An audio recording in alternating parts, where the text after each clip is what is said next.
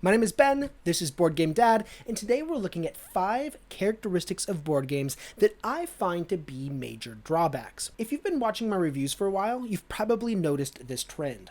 There's often, but not always, one element that stands out as a negative for me. So in this video, we'll talk about those 5 characteristics, and I'll even name a few examples of some games that expertly avoid or even remedy these issues.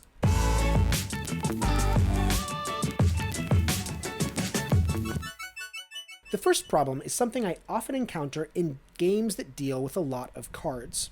So these are games like Wingspan or Arc Nova. In general, these games are a lot of fun, and the designer's intent is that over the course of the game, the luck is going to balance out. Sure, sometimes you'll have some really bad cards and it'll seem like no good options, but other times you'll probably draw something really awesome. So it's up to the player to make calculated risks and mitigate for bad luck and kind of deal with it. But occasionally, you have those plays where it seems like you've done everything right and the luck just isn't working out. And it's those times where the games can get really frustrating for me, especially if the game is a long game. I don't mind it so much in games that are really short or games that can be played multiple times in a single gaming session, but with big games, I want to have more control over bad luck due to card draws. Fortunately, there is a remedy for players who, like me, don't like bad luck due to cards, and that is multi-use cards. So there are a few games that do this really well. Oftentimes I see it in games where multi-use means that you can either use the card for its intended use or you can discard it to do another action. So Brass is a great example of this. However, the game that I think does this masterfully is the game CRYO, because in CRYO, every card is used for 4 purposes. It can be used for a player board upgrade, a form of transportation, an objective for scoring, or it can be scrapped for resources.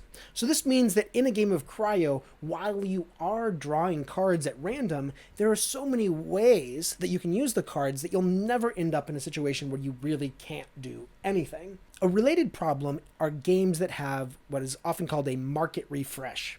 These are games where there are several cards available for all players that are face up, and one of the actions that you can take, often at the cost of spending some money or resources, is to refresh the market and discard them all and bring out new cards instead. If the market refresh doesn't work out, then it can be a huge waste. Other times I see this in games where the cards can be either useful for scoring or they can provide objectives for the player. And in cases where a market gets refreshed and it just happens to be that an objective card comes out that is already perfectly satisfied by the player, they just have to take it and then they immediately get points. That just makes it feel like without investing any effort or planning, the player has just scored points because they were the one who took the risk on refreshing the market. That drives me crazy. That drives me crazy even when I'm the player who benefits from a lucky market refresh. So, few things that I've seen that kind of rectify this. The first game, Isle of Skye, is most brilliant in this, because in Isle of Skye, every player draws 3 tiles, and the 3 tiles can have anything. They can have either resources that help you satisfy existing objectives, or they can have new objectives on them, and it's the player's responsibility to put a price tag on each of the tiles. But there's one more game that I want to mention because I love this. It's games where the objectives are actually tracks that players can advance on. So one such game is the game Autobahn, because in Autobahn, players are trying to complete the German Autobahn, and as they do this, they're adding employees to the company. Now, as the game progresses, they get to promote their employees, and the department that they promote their employees in determines scoring for the end of the game. So, in other words, there are no tiles to draw at all, or no cards to draw at all for objectives. Rather, it's advancement on these tracks. And what makes it so cool is that all objectives are available to all players, and as you advance on those tracks, everybody can see what your priorities are, and they can start to make plans based on how you've promoted your employees. I like the transparency of that. I like how players can read more into their opponent's intentions, and I like how the scoring doesn't depend on something that you take off the board, something you draft, but rather an action that's available to everyone in the game Autobahn. The next element is the end game trigger. These are games where if a player satisfies a certain condition, it triggers the last round.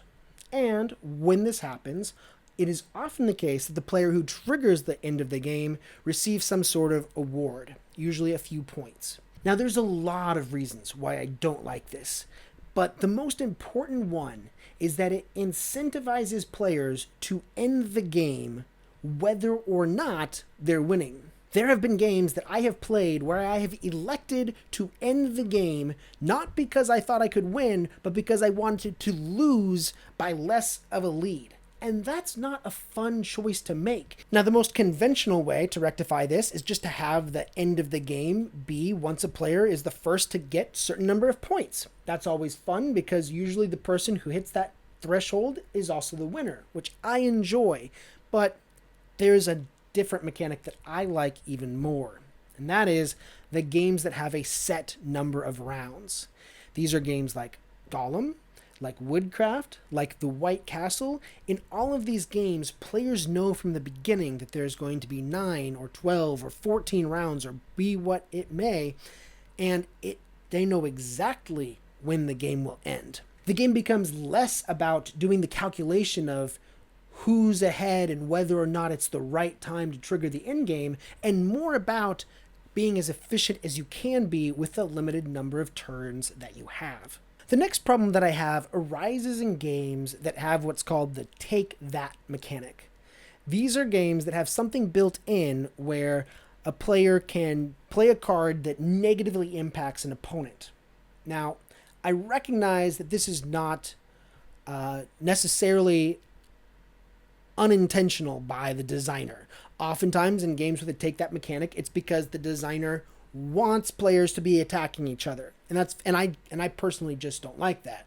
And that's me. That's fine. But the thing is, even if you like the take that mechanic, there is an even more interesting mechanic, and that is it's a take that mechanic where the event that harms your opponent could potentially harm you as well. One game where you can see this is the game called Castles by the Sea.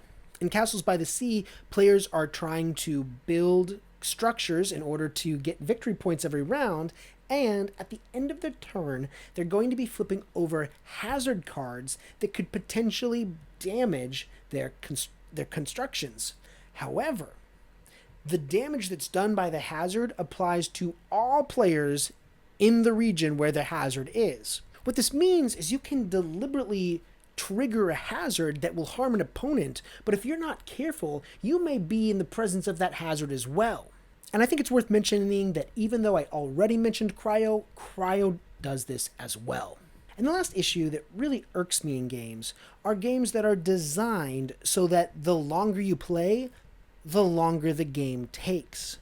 These are games like Great Western Trail, Everdell, Lost Ruins of Arnak. In all of these cases, players either get more workers, or they get more cards, or they get more destinations, and as a result, the board or the duration of the round just gets longer and longer and longer. So you can get to a point in the game where you're like, oh, we're halfway done because, such and such has happened. But the thing is, halfway done is really only a third of the way, because the second half of the game is actually twice as long as the first half of the game. Now, the reason I think this is designed, and the reason I think this is perceived as fun, is because it gives players more to do as they build their engine. So they have more resources, they have more cards, they can do more things, and allows them to have the opportunity to do more things. That's the whole point. That's why they do it. I don't like it because I don't like the agony of the game getting longer the longer I play. It just feels horrible to me. So, kind of going back to those games that I mentioned earlier, the one with a set number of rounds, another reason why I like that so much is that you can have a set number of rounds, and yet, as you get more resources, the game is still more and more eventful. So there are some engine building games that do this exceptionally well. And I'm going to go back to the White Castle.